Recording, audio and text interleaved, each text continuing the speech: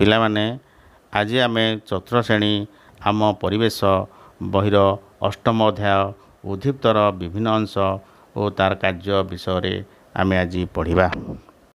ବିଭିନ୍ନ ଅଂଶ ଉଦ୍ଦୀପ୍ତର ବିଭିନ୍ନ ଅଂଶ ହେଲା ମୂଳ, କାଣ୍ଡ, ପତ୍ର, ଫୁଲ, ଫଳ। ମୂଳ ଗଛ ପାଇଁ କ'ଣ କାମ କରେ? ମୂଳ ଗଛକୁ ଦୃଢ଼ ଭାବରେ ଧରି ରଖେ। ଯେତେ ମେଘ ପବନ ଝଡ଼ ବତାସ ହେଲେ ଗଛ ଉପୁଡ଼ି ପାରେ ନାହିଁ। ମୂଳ ମାଟି ତଳୁ ଜଳ ଓ ଖଣିଜ ଲବଣ ଶୋଷଣ କରି କାଣ୍ଡକୁ ଦିଏ। କାଣ୍ଡ ମୂଳ ପଠାଇଥିବା ଖଣିଜ ଲବଣ ଆଉ ଜଳକୁ ପତ୍ର ପାଖରେ ପହଞ୍ଚାଏ। ଆଉ ମଧ୍ୟ କାଣ୍ଡରେ ଖାଦ୍ୟ ସଞ୍ଚିତ କରି ରଖିଥାଏ, ଯଥା ଆମର ହେଲା ମୂଳ ଆଉ ଗାଜର।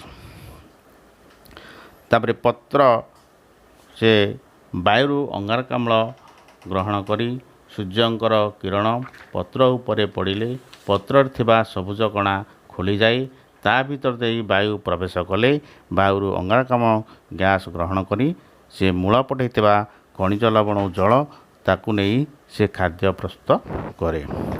ଖାଦ୍ୟ ପ୍ରସ୍ତୁତ କରି ସାରିଲା ପରେ ତାର ଖାଦ୍ୟକୁ କାଣ୍ଡକୁ ଦିଏ। କାଣ୍ଡ ଗଛର ବିଭିନ୍ନ ଅଂଶକୁ ପଠାଇ ଦିଏ। ତା ପରିବର୍ତ୍ତେ ପତ୍ର ବାୟୁମଣ୍ଡଳକୁ ଅମ୍ଳଜାନ ଛାଡ଼ିଥାଏ। ଗଛରେ ଫୁଲ ଥିବାରୁ ଗଛର ସୌନ୍ଦର୍ଯ୍ୟକରଣ ବୃଦ୍ଧି ହୋଇଥାଏ।